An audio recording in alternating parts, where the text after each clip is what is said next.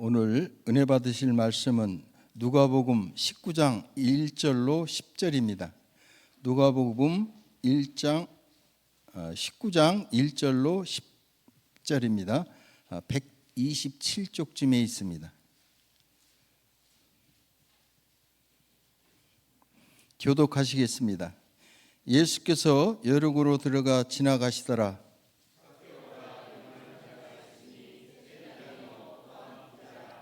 그가 예수께서 어떠한 사람인가 하여 보고자 하되 키가 작고 사람이 많아 할 수 없어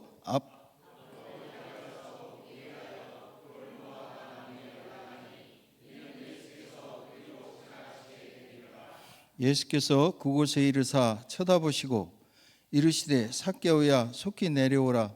내가 오늘 네 집에서 유하여야 하겠다 하시니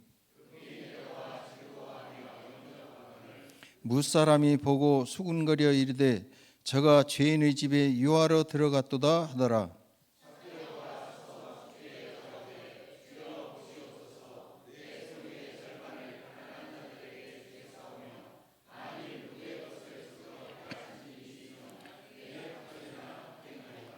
예수께서 이르시되 오늘 구원이 이 집에 이르렀으니 이 사람도 아브라함의 자손임이로다. 인자가 온 것은 잃어버린 자를 찾아 구원하려 함이니라. 아멘. 은혜 받으실 시간입니다. 은혜와 진리교회 담임하시는 윤찬웅 목사님 나오셔서 삭개오야 속히 내려오라 하는 제목으로 말씀 전하실 때 마음판 활짝 여시고 큰 은혜의 시간 되실 줄 믿습니다.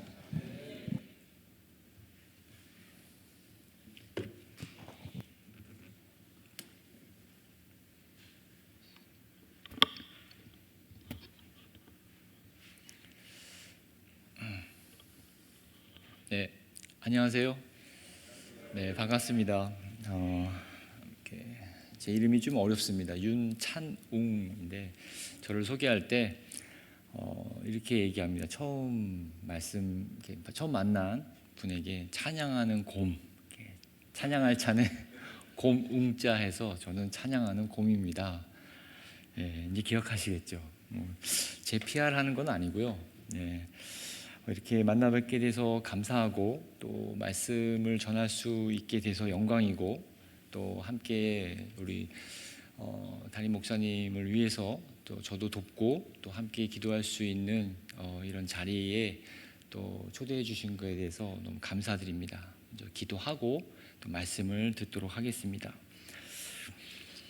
하나님 감사합니다. 오늘 부족한 죄인이 하나님 앞에 또 성교교회 성도분들 앞에 섰습니다. 하나님께서 전하라고 하신 말씀을 전할 때 힘있게 담대하게 가감없이 전하게 하시고 들으시는 성도분들의 마음이 열려서 성령님의 조명으로 깨닫게 하시고 아멘으로 화답하며 지금 앉아있는 이 자리에서뿐만 아니라 삶의 현장에서도 그 말씀이 빛으로, 그 말씀이 소금으로, 그 말씀이 능력으로, 그 말씀이 지혜로 나타날 수 있도록 주께서 역사하여 주시옵소서. 모든 말씀 예수님의 이름으로 기도드립니다. 아멘. 네, 잘 들리시죠? 여기 앉아 계신 분들 중에서 삭개오를 모르시는 분들은 없으실 겁니다. 우리가 삭개오를 아는 이유는 성경에 그 이름이 적혀 있기 때문이죠. 그러나 성경에 등장하지만 성경에서 그 이름을 말하지 않는 인물들이 있습니다. 베데스다 우물에서 38년 된 병자의 이름을 여러분 아십니까? 또 사마리아 여인의 이름도 우리는 알지 못하고 있습니다. 그리고 지붕을 뚫고 그 친구들이 예수님 앞에 그 침상채 내려준 중풍병자의 이름도 모르죠. 이들은 성경에 기록되어 있지만 이름은 기록되어 있지 않는 인물입니다. 그러나 삭개오는 분명히 그 이름이 성경에 기록되어 있기 때문에 우리는 삭개오를 알고 있습니다. 예수님 당시 많은 병자들이 예수님을 만나기를 원했습니다. 삭개오도 예수님을 만나기를 원했던 한 사람이었고요. 그러나 그는 병자가 아니었습니다. 그리고 삭개오는 귀신 들린 사람도 아니었고요. 그렇다고 해서 헤롯처럼 호기심에 신통방통한 사람이 나타났는데 한번 재미삼아 만나볼까? 그렇게 해서 예수님을 보고자 했던 사람도 아니었습니다. 그러니까 예수님을 찾았던 많은 사람들과는 그 결이 달랐던 자가 바로 삭개오였다라는 것입니다.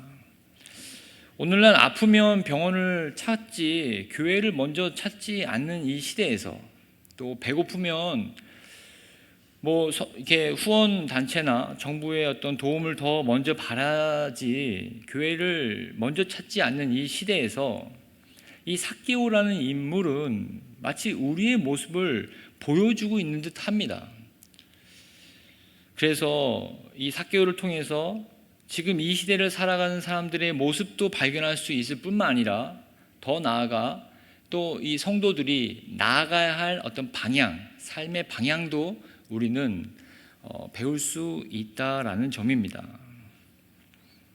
그렇다면 삭개오는 왜 예수님을 만나기를 원했으며 예수님을 만난 후에는 그가 어떻게 변화되었는지 그 이야기를 한번 들어보겠습니다.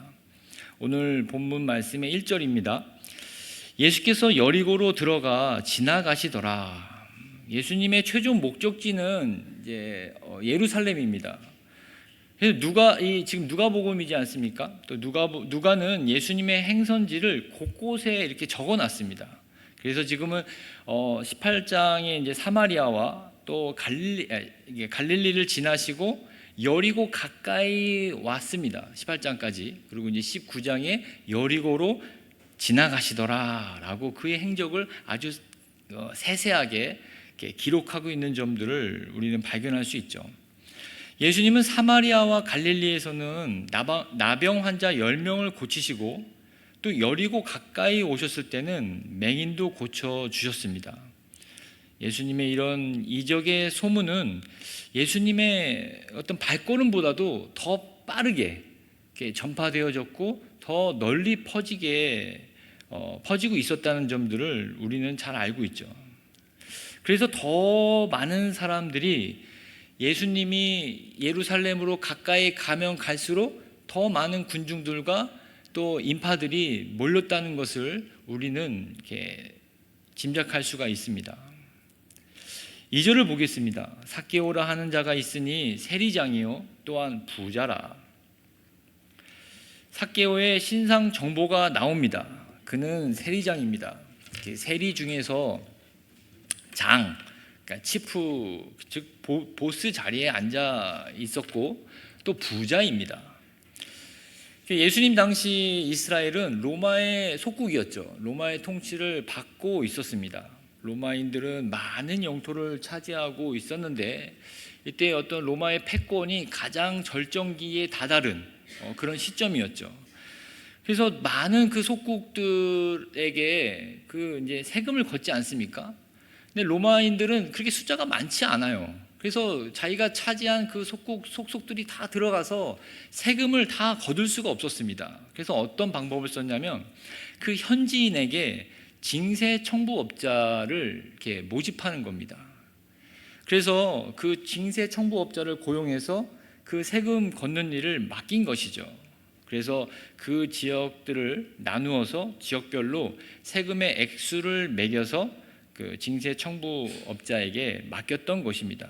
팔았던 것이죠. 예를 들면 부천시 한 구역이죠. 부천시를 이제 내놓습니다. 뭐 부천시 얼마 하면은 경매에 붙이죠. 징세 청부업자들이 이렇게 모여서 얼마 해갖고 낙찰되면 그 지역을 자기가 세금을 걷는 그 징세권을 받는 겁니다. 그러니까 미리 선납을 하고 그 지역을 사는 거죠. 그래서 이제 장이 되면 왜 이제 여기도 오정구, 소사구, 원미구가 있지 않습니까? 그분은 혼자 다 돌아다니면서 부천시를 다 세금을 거둘 수 없잖아요. 그러니까 이제 부하 세리들을 또 모집하는 거죠. 그래서 그 중에서 이제 부리면서 자기도 이제 그 이제 일들을 하는 것입니다. 근데 이 세금을 거둘 때 내가 예를 들면 뭐 1,000만 원의 징세권을 샀습니다. 그러면 1,000만 원어치 세금을 걷겠습니까? 아니죠. 자기도 남아서 더 이익을 봐야 되니까 더 많이 걷게 되는 것이죠.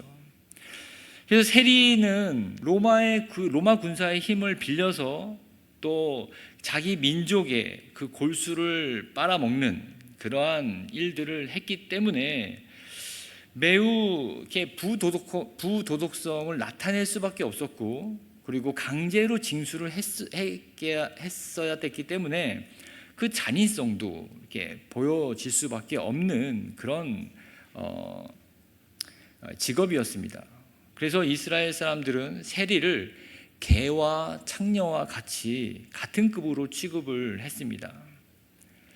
이러한 위치에 있었던 자가 바로 누구다? 바로 삭개오였다는 것입니다. 3절을 보겠습니다. 그가 예수께서 어떠한 사람인가 하여 보고자 하되 키가 작고 사람이 많아 할 수 없어. 삭개오는 예수님의 소문을 들었습니다. 그렇죠. 아주 뛰어난 정보력으로 세상을 돌아가는 일에 있어서 항상 귀를 기울이고 있었던 것이 바로 삭개오였습니다. 그리고 그가 드디어 자기 마을로 오셨다는 소식을 듣고 그를 보고자 했습니다. 그래서 얼른 뛰어가 보였는데 예수님을 둘러싸고 있는 인파가 너무 많았습니다. 그리고 그는 키가 작아서 또 볼 수 없는 그런 처지에 놓였죠. 여러분, 보통 키가 작아서 인파 사이를 이렇게 비집고 들어갈 수 없고 내가 보고자 하는 대상을 못 보면 주로 어떻게 합니까? 양해를 구하지 않습니까? 저 실례합니다. 잠깐만요. excuse me 하면서 들어가지 않습니까? 근데 삭개오의 입에서는 실례합니다. 그런 말이 나오지 않았습니다. 자신이 세금을 거두면서 했던 그 행동들이 마음에 걸렸는지, 아니면 남들에게 자신의 그 핸디캡, 키가 작은 핸디캡이 웃음거리로 드러나는 것을 죽기보다 싫은 자존심 때문이었는지 양해를 구하는 말 한마디 못하고 물러섭니다. 그것이 바로 삭개오였던 것입니다. 4절입니다. 앞으로 달려가서 보기 위하여 돌 무화과 나무에 올라가니 이는 예수께서 그리로 지나가시게 되밀어라. 삭개오는 생각했습니다. 예수님은 6월절 명절을 지내시기 위해서 예루살렘으로 가시고 있는 중이야. 그렇기 때문에 지금은 저쪽에 계시고 바로 이렇게 해서 저쪽으로 지나가게 되시겠지 하고 예수님의 경로를 예측해서 그를 가까이 볼 수 있는 돌 무화과 나무에 올라갔습니다. 이것이 바로 삭개오가 세상을 살아가는 방법이었던 것입니다. 무슨 말입니까?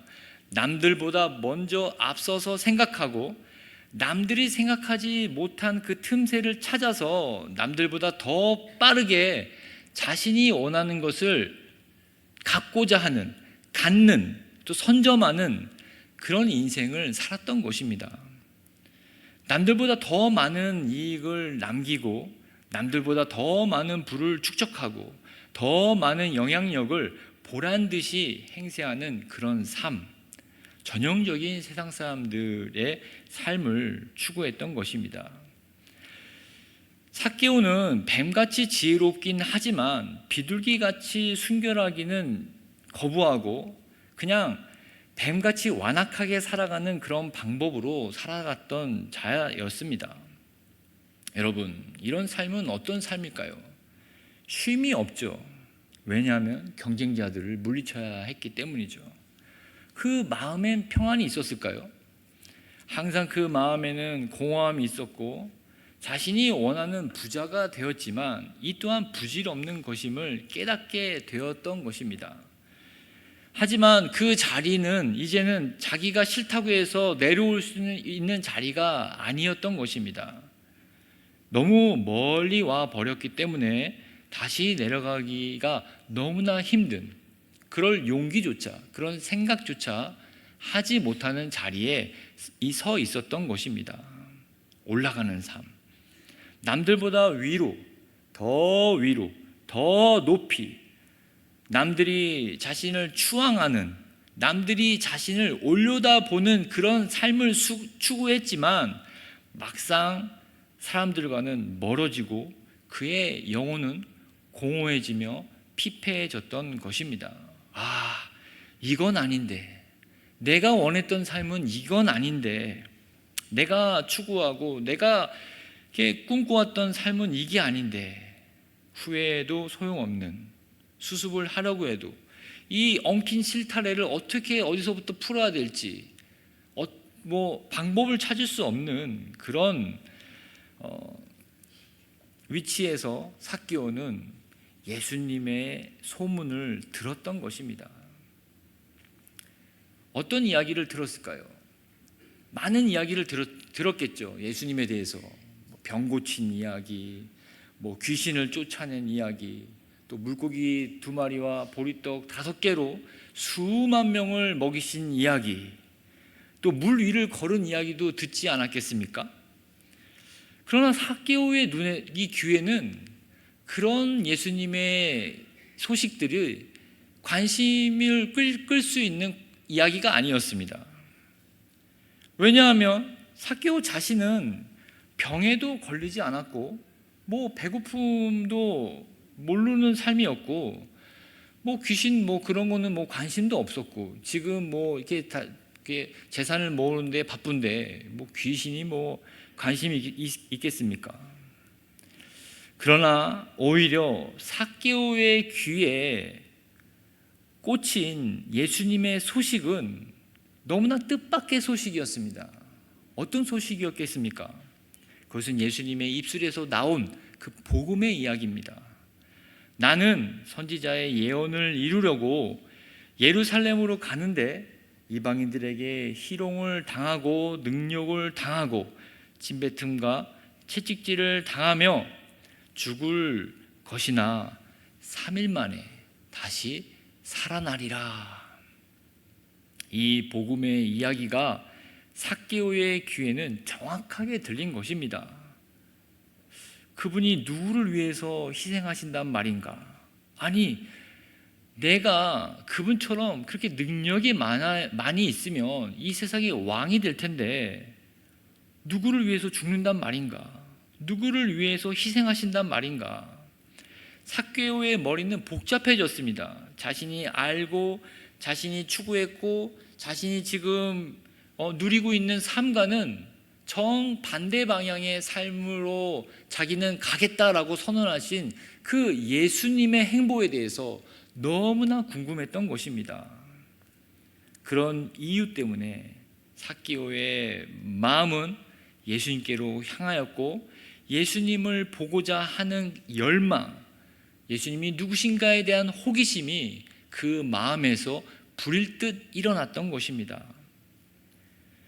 드디어 삭개오의 예상대로 예수님은 자기가 올라가 있는 돌 무화과 나무 아래를 지나가게 되었습니다. 5절입니다. 예수께서 그곳에 이르사 쳐다보시고 이르시되 삭개오야 속히 내려오라. 내가 오늘 내 집에 유하여야 하겠다 하시니, 예수님은 걸음을 멈추시고 갑자기 나무 위에 올라가 있는 삭개오를 보셨습니다. 그리고 그 삭개오에게 삭개오야 내려와라.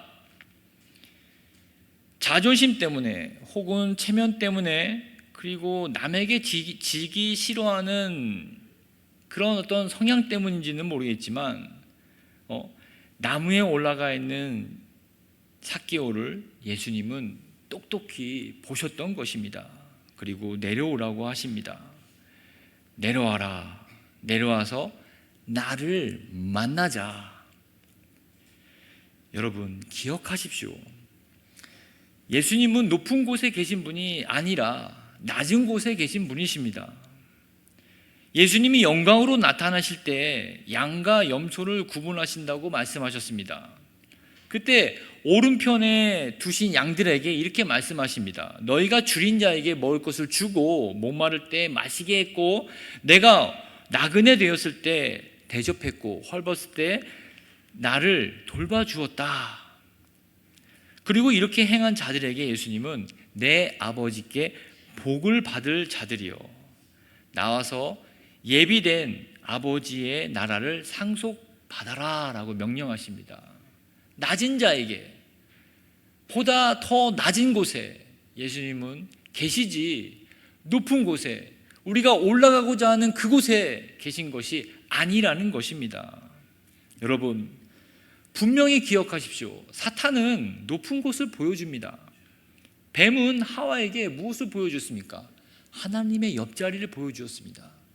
야, 그거 먹으면 하나님처럼 될 것이다. 하나님같이 될 것이다. 예수님에게도 성전 꼭대기에 올라가서 하늘 세상의 영광을 보여주지 않았습니까? 그리고 만국을 보여주기 위해서 예수님을 하늘 높이 또 올렸습니다. 높은 곳을 향해서 우리의 눈을 돌리게 하는 것은 사단의 전형적인 수법입니다. 더 빨리, 더 높이 올라가서 영광을 취해라. 여러분, 마치 교회 직분이나 어떤 교회 생활의 연륜은 어떤 더 높은 지위를 얻는 자격이 갖추었다는 것이 아닙니다. 오히려 더 낮은 곳으로 갈 수 있는 그 패스워드를, 패스카드죠. 패스카드를 얻은 것입니다. 더 섬길 수 있는 자격증, 더 희생하고 더 봉사할 수 있는 특권을 주는 것이 바로 교회의 직분입니다. 또 직분이 없더라도 교회의 연륜, 내가 교회를 얼마큼 다녔다, 그러면 교회에 대해서 내가 더 섬길 수 있고 더 봉사할 수 있고 더 희생할 수 있는 그런 자격이 주어지는 것입니다. 여러분, 확인하십시오. 삭개오는 더 자세히 예수님을 볼 수 있을 줄 생각하고 이 자기 머리에서 나온 지혜로 돌 무화과 나무 위에 올라갔습니다. 결과는 어땠습니까? 물론 예수님을 만났죠. 만약 예수님이 그 돌 무화과 나무에 있는 삭개오를 모른 채 하시고 그냥 쑥 지나갔으면 어땠습니까? 예수님을 가장 멀찌감치 볼 수밖에 없는 그런 사람이 된 것입니다. 이게 자기 지혜입니다. 이것이 자기 꾀에 자기가 넘어진 것입니다. 마치 내 지혜는 예수님을 정확하게 볼 수 있을 거야, 예수님을 자세히 볼 수 있을 거야 라고 돌 무화과 나무에 올라갔지만 막상 그곳은 가장 멀리서 남들보다도 더 멀찌감치 볼 수 있는 자리였다는 것입니다. 성경은 이를 가리켜 사람이 보기에는 바른 길이나 필경은 사망의 길이라고 경고해 주고 계십니다. 그렇기 때문에 우리는 항상 어떻게 내 지혜, 내 경험, 내 연륜, 내가 가지고 있는 기득권, 그거를 포기하고 내려놓고 부인하고 그것을 내가 주님 앞에 온전하게 내어드림으로써 주님의 지혜를 얻는 것입니다. 이것이 신앙 생활에 있어서 내가 성장할 수 있는 가장 빠른 비결이라는 것입니다. 다음은 예수님의 부름을 받은 삭개오의 반응을 보겠습니다. 6절입니다. 급히 내려와 즐거워하며 영접하거늘. 삭개오는 급히 내려왔을 뿐 아니라 즐거워하며 급히 내려왔습니다. 그리고 예수님을 어떻게 했다고요? 영접했습니다. 여러분, 이 부분은 좀 우리가 삭개오의 입장에서 아주 이렇게 좀 깊이 이렇게 들어가 봐야지 이 본문을 좀 이해할 수 있습니다. 삭개오의 즐거움, 이 즐거움을 아십니까? 그냥 우리는 성경 읽을 때 옆에 이제 뭐 이렇게 팝콘을 넣고 즐거워했구나. 예수님 불렀으니까 영접해야지. 다음 절, 뭐 다음 장 그렇게 넘어갑니다. 어떻게 이 거리가 있는 거죠. 하지만 이 거리를 좁히기 위해서는 그 본문의 캐릭터 안으로, 그 상황 안으로 깊이 들어가야 된다는 말씀입니다. 자, 뭐 이렇게 장황하게 설명드릴 수 있겠지만 이 두 가지 맥락에서 말씀드리자면, 첫째는 이 즐거움은 어떤 즐거움이냐? 그 창피함, 부끄러움, 그 삭개오가 그 가장 아끼던 그 자존심을 이기는 기쁨이라는 것입니다. 여러분 생각해 보십시오. 이 예수님이 돌 무화과 나무에 올라가 있는 삭개오를 보실 때 예수님만 혼자 싹 보셨을까요? 아니죠. 예수님이 시선이 가는 동시에 온 군중들이 어디를 보고 있었겠습니까? 삭개오를 같이 보고 있었겠죠. 제가 예를 들면 여기 이제 자매님한테 자매님 하면은 온 성도분들이 자매님, 여기 앞에 있는 자매님을 다 보시지 않습니까? 그런 거였다는 것입니다. 그러니까 삭개오는요, 지금 어떻게 왜 올라갔죠? 키가 작은 걸 숨기기 위해서, 그 자존심 때문에 올라간 겁니다.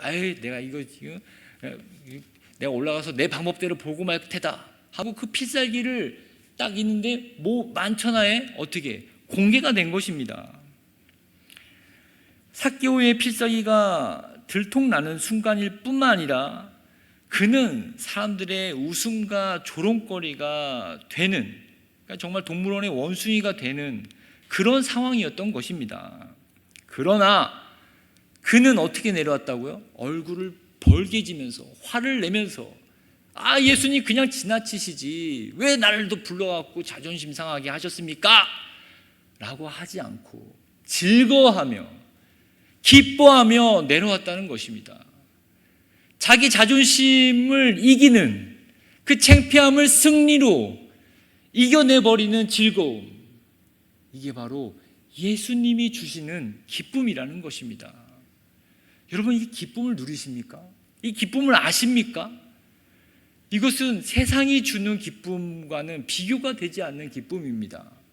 우리는 이 기쁨을 하나님이 그리스도를 통해서 주시고 싶어 하시는 것입니다. 그러나 왜 못 받습니까? 좀 체면 칠해하고 얼굴 인상 좀 구기기 싫어하기 때문에. 여러분, 그게 뭡니까? 아무것도 아닙니다.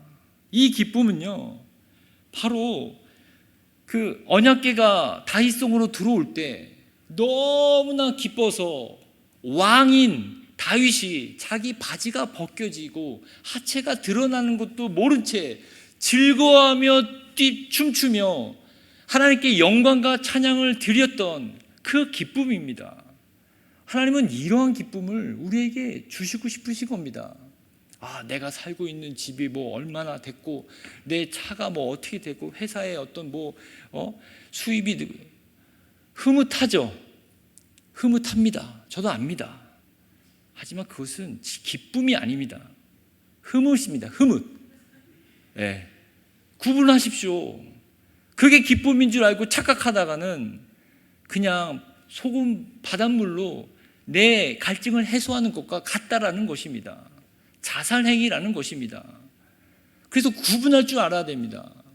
저는 이 삭개오의 그 순수한 마음, 삭개오의 이 그리스도를 향한 간절한 마음은 누구도 못지않고 정말 같이 다녔던 그 제자들조차도 다 이겨버리는 그 순수함 정도는 저는 그렇게 여겨집니다. 또 이 기쁨은 두 번째로 성령으로 말미암은 즐거움입니다. 예수님은 예루살렘으로 가시는 길이었습니다. 삭개오에게는 이제 예수님을 만나고 싶어도 만날 수 없는 마지막 기회가 찾아온 것이죠.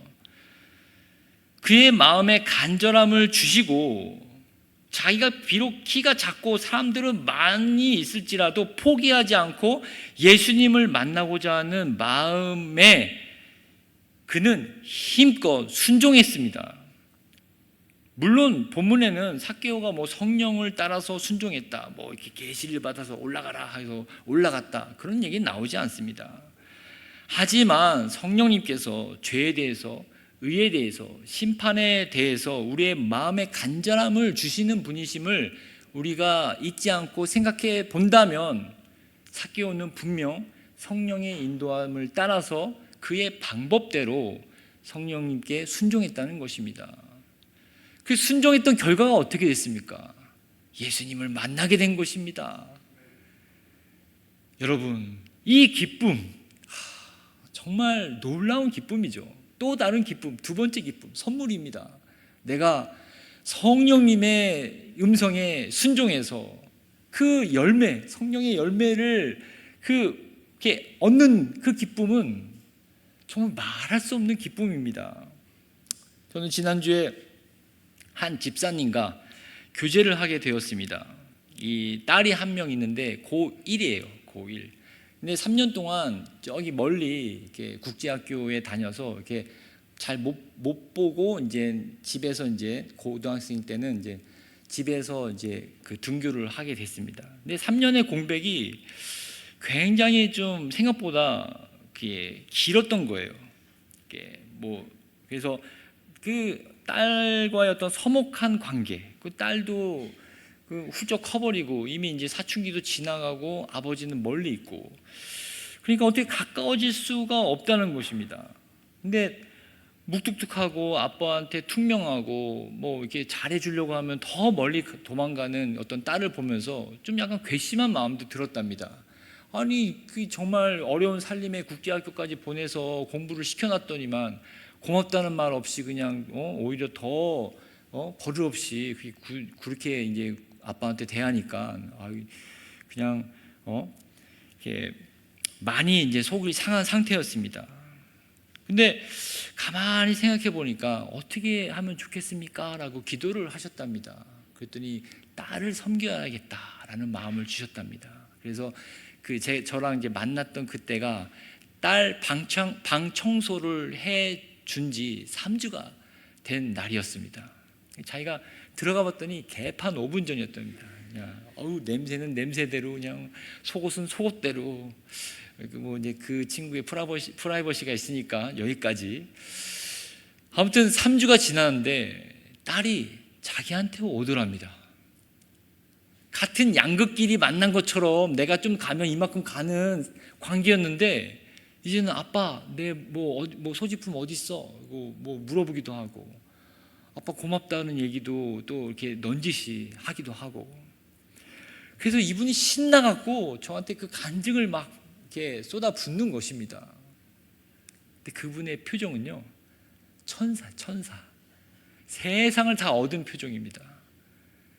저쪽 남양주에서 큰 사업을 하시는 분인데, 제가 그분 사업 이게 현대백화점에도 이렇게 입점해서 그때 소식도 들었습니다. 그때의 톤은 비교가 안 될 정도로 성령님의 음성에 순종해서 그 딸과의 관계가 회복되는 그 소식을 전할 때는 너무나 기쁜 소식. 아마 이 남북한이 통일돼도 그보다 더 기쁘지는 않을 겁니다. 정말 그런 기쁨.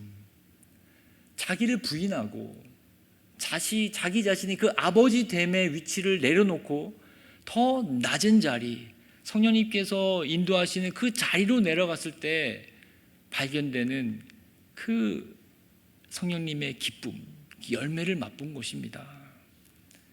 여러분, 이러한 기쁨들을 맛보시고 계십니까? 예수 그리스도로 말미암은 기쁨, 성령의 순종에서 얻어지는 그 기쁨. 이렇게 삭개오는 세상에서 누리지 못하는 기쁨, 오히려 세상을 이기는 이 기쁨을 누리게 된 것입니다. 이 맛을 본 성도들은요, 세상이 감당하지 못합니다. 세상을 이깁니다. 이겨냅니다. 이길 수밖에 없습니다. 왜? 아무도 못 말리거든요. 이러한 성도들, 이러한 기쁨으로 세상을 이기는 선교교회 우리 성도님들 되시기를 주의 이름으로 축원드립니다. 다음 절을 보겠습니다. 다음 절은 누가복음 19장 7절과 8절입니다. 혹시 성경 가지고 계십니까? 네, 같이 한번 읽어보겠습니다. 뭇사람이 보고 수군거려 이르되 저가 죄인의 집에 유하러 들어갔도다 하더라.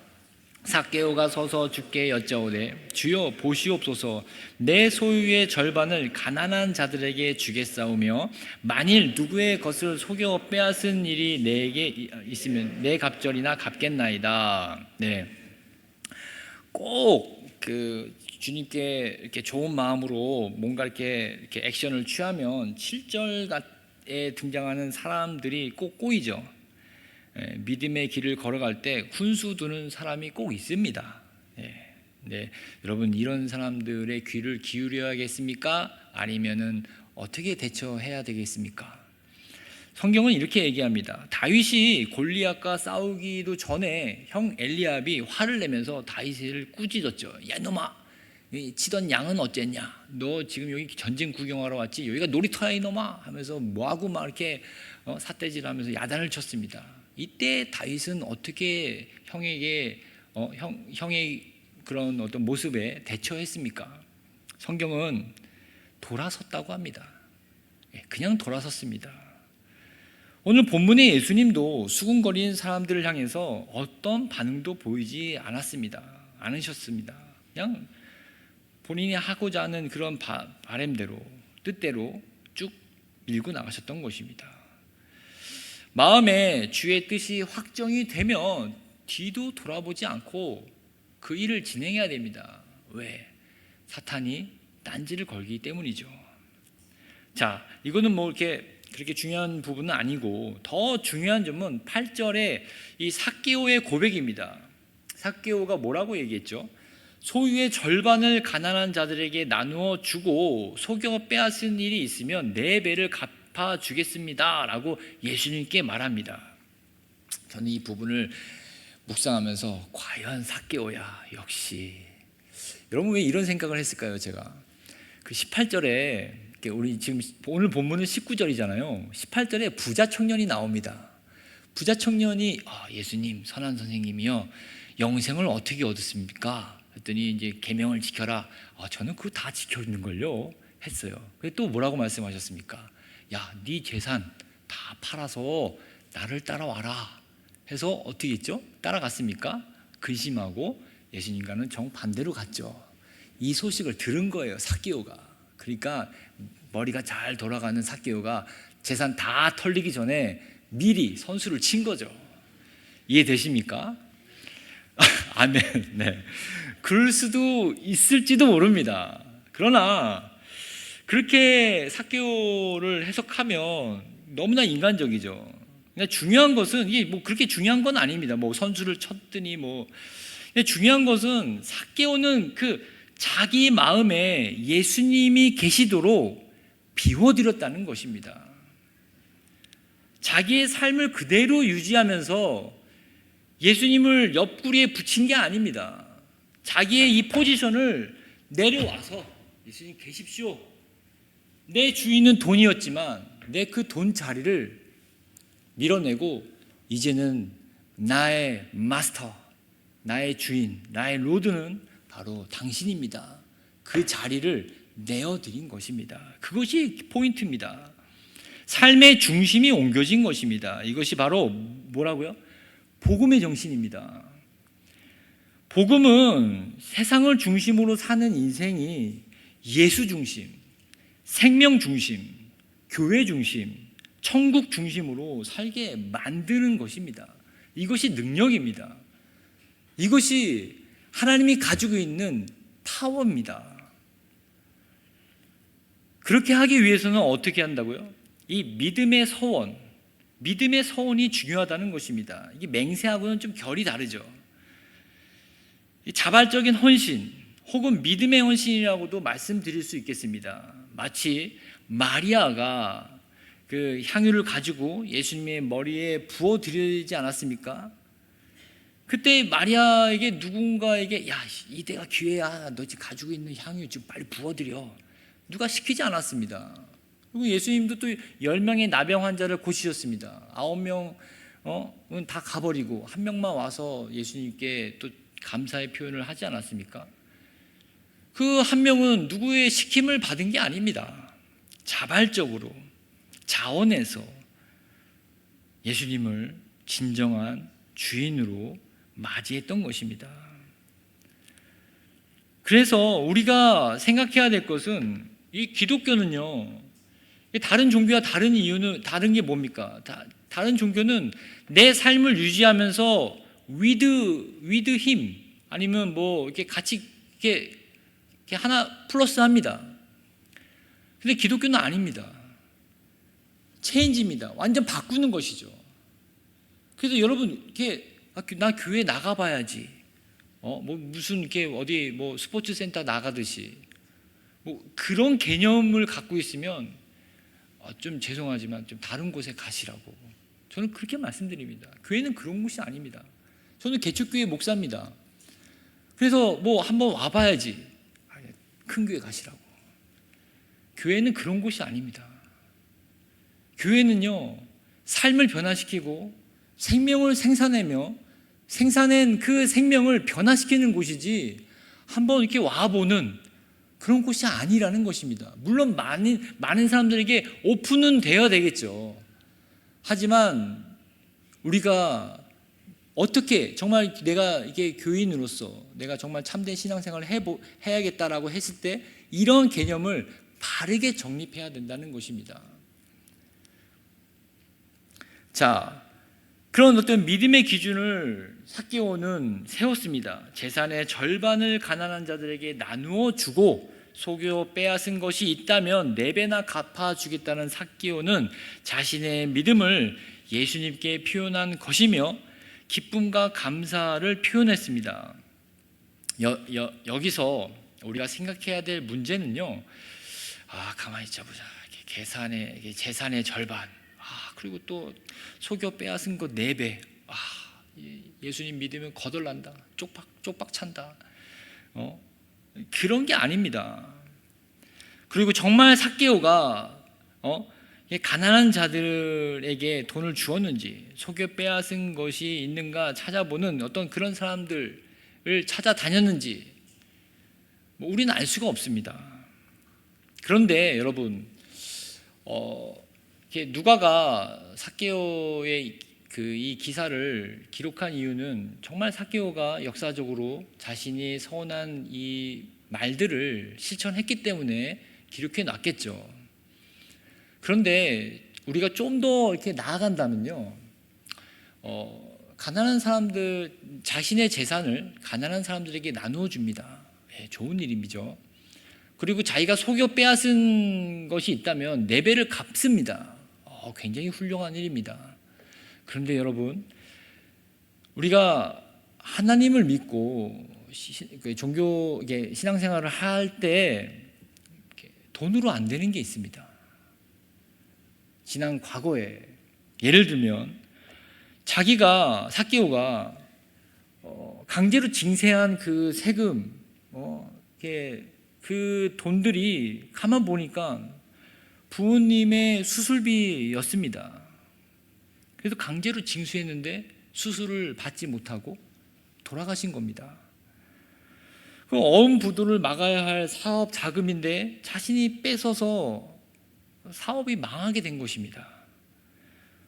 그리고 대학 등록금이었는데 그것도 자기가 강제로 징수를 해서 지금은 대학생이 되어야 할 그런 아이가 어디 가서 공장에서 일을 하고 있는 겁니다. 자, 여러분, 이것은 어떻게 보상할 수 있겠습니까? 어떻게 보상하겠습니까? 여러분이라면 어떻게 보상하겠습니까? 돈으로 안 됩니다. 물을 수가 없습니다. 자신의 과거의 죄를 알면 알수록 마음이 아프고 그 죄로 인해서 그 눌리는 그 무게를 어떻게 감당하겠습니까? 감당하지 못합니다. 내가 지은 죄 때문에 내 아들이, 내 자식이, 내 후배가, 내 선배가, 내 직장 상사가, 내 직장 동료가 그렇게 고생했구나. 그렇게 마음 아리를 했구나. 내가 자존심 세워서 나 살려고 남들을 이기면서 살았구나. 이것을 알았을 때 어떻게 갚겠냐라는 말입니다. 갚을 수가 없습니다. 그래서 어떻게 됩니까?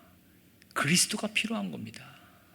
그래서 예수님이 우리의 죄를 지시고 십자가에 못 박혀 죽으신 겁니다. 이 사실을 알 때 바로 어떻게 해요? 내 울음을 터뜨릴 게 아니라 그리스도의 십자가 앞에 나아가야 된다는 것입니다. 내가 이런 죄를 지었습니다. 나는 이런 죄인입니다. 주님, 용서해 주시옵소서. 주님, 나의 죄가 또 드러났습니다. 주님, 그 십자가가 더 커 보이네요. 그렇게 복음을 더 가까이 갈 수 있는 기회가 내가 주님께 서원해서 내가 주님께 나아갈 때 생기는 그러한 작용점이라는 것입니다. 여러분 기억하십시오. 나는 안 되는가 보다. 나 같은 놈은 안 돼. 여러분, 우리를 보면 소망이 없습니다. 자신을 보면요, 소망이 없어요. 내가 어떻게 내 자신 하나도 건사하지 못하는데 내 가족, 내 직장, 내 주위의 사람들, 내 교회 어떻게 건사할 수 있겠습니까? 그래서 이 비결은 바로 사도 바울이 말씀하신 것처럼 형제들아, 내가 그리스도 예수 우리 주 안에서 가진 바 너희에 대한 나의 자랑을 두고 단언하노니 나는 날마다 죽노라. 그렇습니다. 죄가 발견될 때마다 내가 죽는 겁니다. 나는 십자가에 못 박혀 죽었다. 그렇기 때문에 나는 그 부분에 대해서 주님께 맡길 뿐이다. 이렇게 매일매일의 삶을 살아가는 것입니다. 날마다 죽음을 갱신하는 삶, 죽음으로 나아가는 삶이 아니라 죽음을 갱신하는 삶입니다. 내가 오늘 죽은데 그 죽음이 갱신되는 것입니다. 뚫고 나아가는 십자가의 능력으로, 보혈의 힘으로 갱신되어지는 것입니다. 이것이 바로 하나님이 우리에게 주신 새 생명의 능력입니다. 내 자존심을 깎고 자기를 부인하고 십자가를 지며 살아가는 삶, 하루, 이틀, 일주일, 한 달 아닙니다. 하늘나라 가는 날까지, 하늘나라 가서도 영원히 이런 삶을 우리에게 허락하신 것입니다. 할렐루야! 여러분, 삭개오는 이럴 때마다 정말로 억장이 무너졌겠지만 정말 날마다 죽으면서, 자신을 죽이면서 평생 빚진 자로서 살아갔습니다. 갔을 것입니다.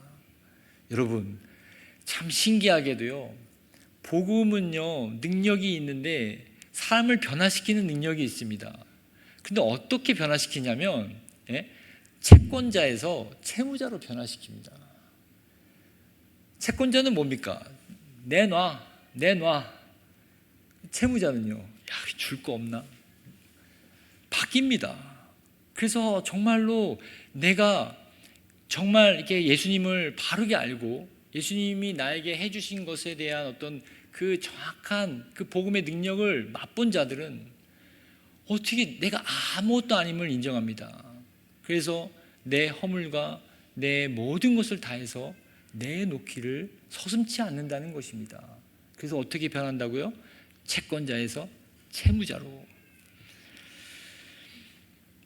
자, 여러분, 삭개오가, 저는 이제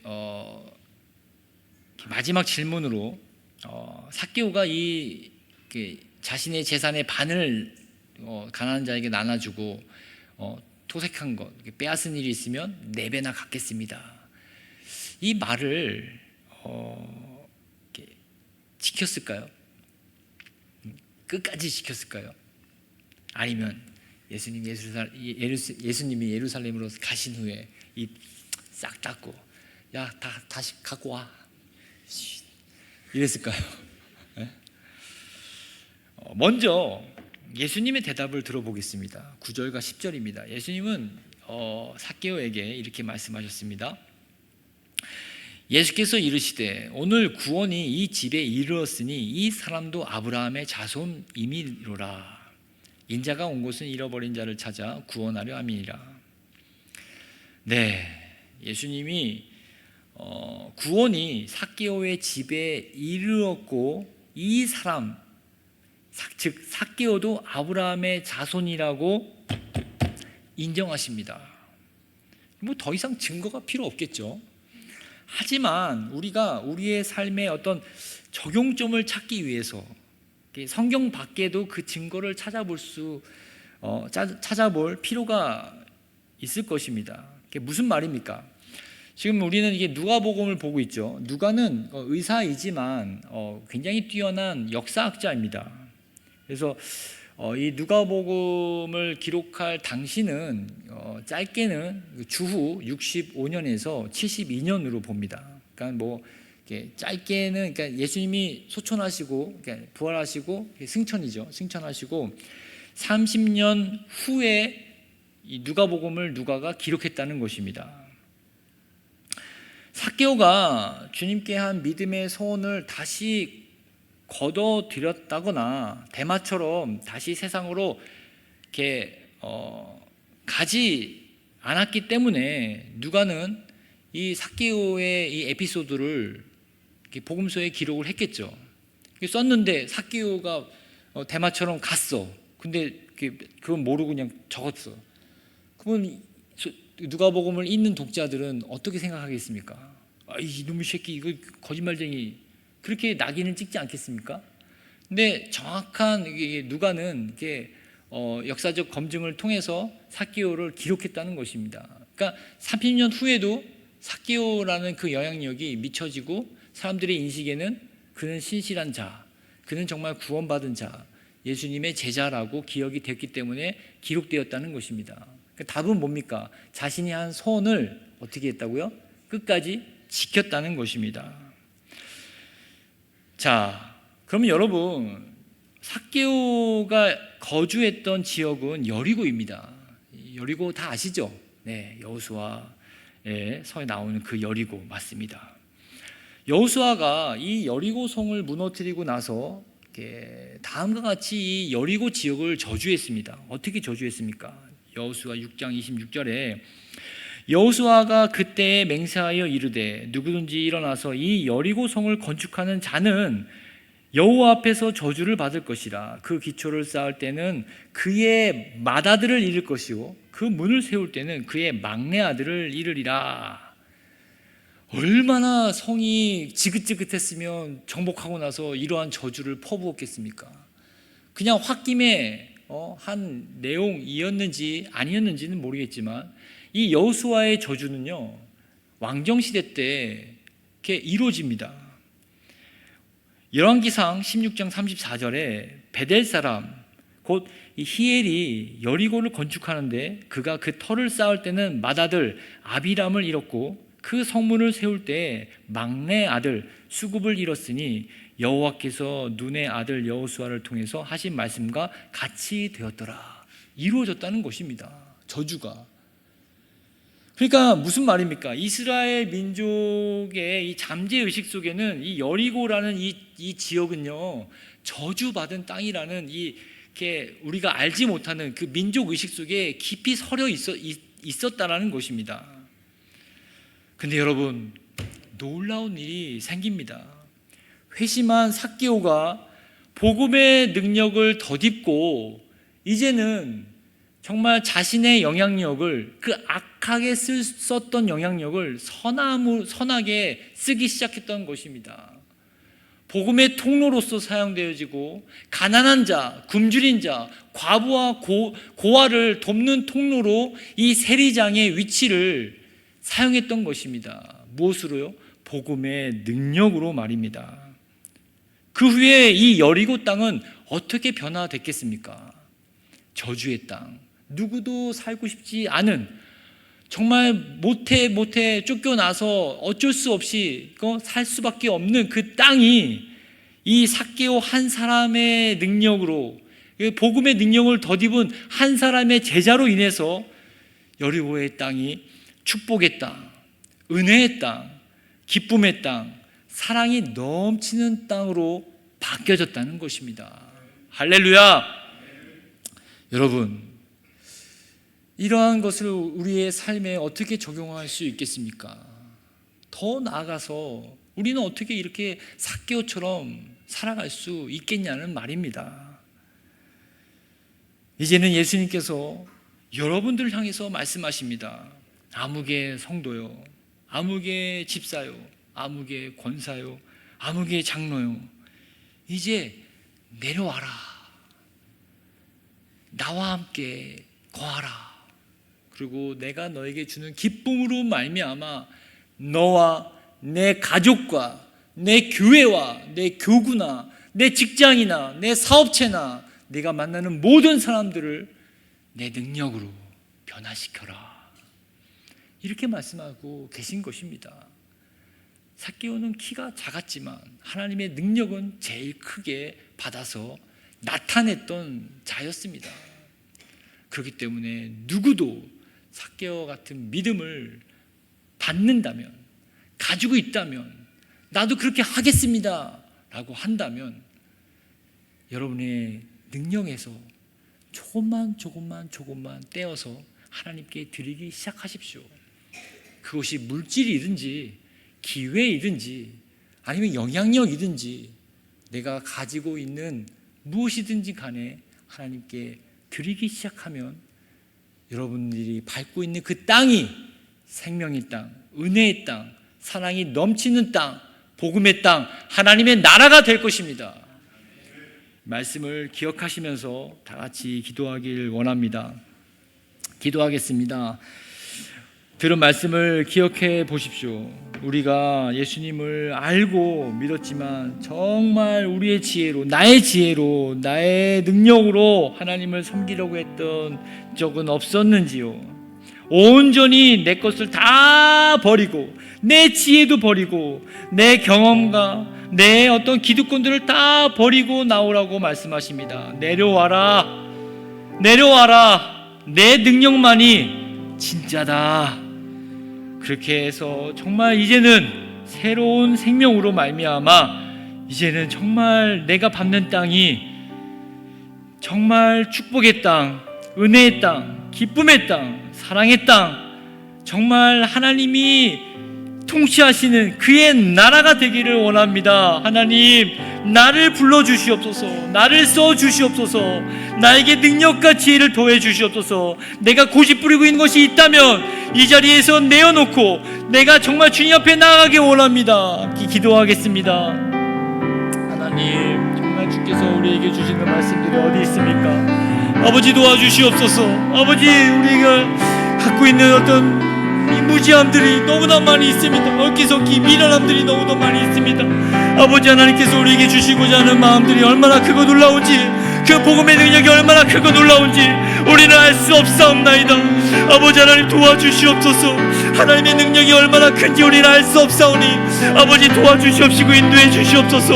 아버지, 내 지혜로 말미암아 돌보아 가나무로 올라갔지만 이제는 내려오라고 말씀하신 그 음성을 듣게 해 주시옵소서. 오 주님이시오, 하나님이시오, 아버지 도와주시옵시고 하나님의 나라가 이 땅에 나에게서부터 시작하기 원합니다. 내가 밟는 땅이 아버지 정말 주님의 나라가 되기 원합니다.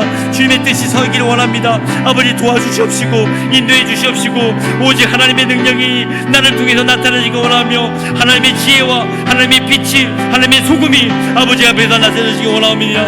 아버지 하나님께서 도와주시옵소서. 주님, 아버지 하나님, 뒤로 물러나지 아니하고 오직 하나님이 주시는 담대함과 능력과 힘으로 말미암아 아버지 앞에 나아가기 원하사오니 아버지 도와주시옵시고 인도해 주시옵소서. 오 주님, 하나님이시여 도와주시옵시고 인도해 주시옵소서. 오직 하나님께서 우리에게 주시고자 하는 그 크고 놀라운 능력들이 아버지 우리 이 시간에 나타나시기 원합니다. 이제 시작하기 원합니다. 이제는 다시 한번 주님께서 기회를 주실 것이고 그 기회를 내가 놓치지 않고 성령의 인도하심을 따라 나아가기 원하오니 주여 도와주시옵시고 인도해 주실 줄 믿사옵나이다. 주여,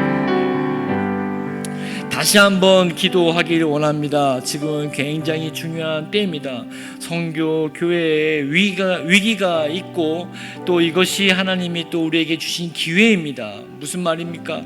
우리 담임 목사님, 김지훈 목사님을 위해서 기도하기 원합니다. 지금 많이 또 이렇게 힘들고 어려운 상황에 있습니다. 뿐만 아니라 또 교회 교우들의 어떤 환자들을 돌보고 어려운 지체들을 위해서 우리가 중보하기를 원합니다. 우리가 사랑을 하는데 가운데 물질로서도 돕지만 우리가 기도로서 돕는 것이 하나님이 가장 기뻐하는 일이고, 기도를 통해서 우리에게 지혜를 주시는 대로 그 공급하시는 능력을 우리를 통로 삼아서 하나님이 치유의 광선도 보내주시고, 또 하나님께서 물질도 보내주시고, 또 하나님이 또 모든 섬김의 손길들을 보내주실 줄 믿습니다. 여러분, 정말 마음을 모아서, 믿음을 모아서 우리 담임 목사님, 김지훈 목사님을 위해서 기도하기 원하고, 또 선교교회 또 환우들을 위해서도 함께 다 같이 기도하기 원합니다. 기도하겠습니다.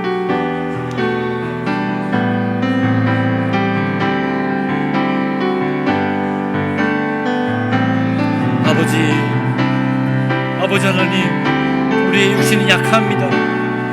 병들 수밖에 없고, 아버지 정말 무한 자원으로 끊어질 수 없는 어떤 육체입니다. 이렇게 연약한 육체를 하나님께서 만드셨고, 이것을 통해서 하나님께서 이루어지기 원합니다. 주여 도와주시옵소서.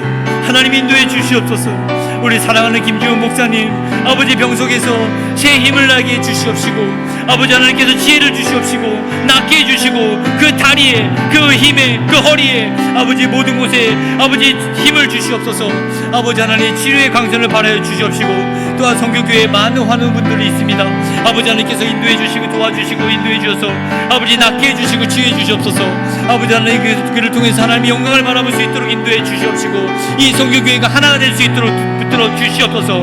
아버지 그리하 해서 정말 하나님께서 우리에게 주시는 믿음이 하나 되고, 뜻이 하나 되고, 마음이 하나 되고, 아버지 복음이 하나 되고, 아버지 비전이 하나 되어서 아버지 아름다운 교회로 더욱더 쌓아가는 초석이 될 수 있도록 주여 인도해 주시옵시고 붙들어 주실 줄 믿사옵나이다. 그리하여서 하나님께서 우리에게 주시는 그 마음을 다해서 함께 나아갈 수 있도록 주여 인도해 주시옵시고 도와주실 줄 믿사옵나이다. 아버지 하나님께서 우리에게 주시고자 하는 그런 많은 것들을 우리에게 주시고 우리의 삶을 다하게 해 주시옵시고 도와주시옵시고 인도해 주실 줄 믿사옵나이다. 주님 인도해 주시옵소서. 주님 붙들어 주시옵소서. 주님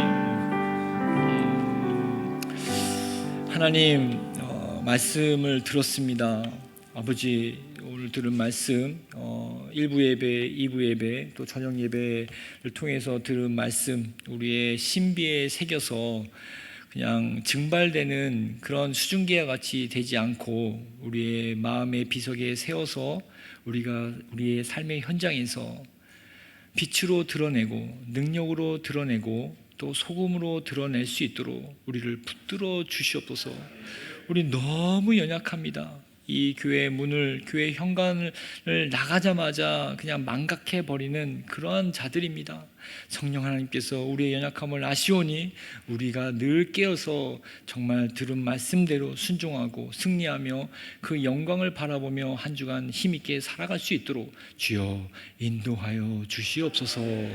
모든 말씀 예수님의 이름으로 기도드립니다.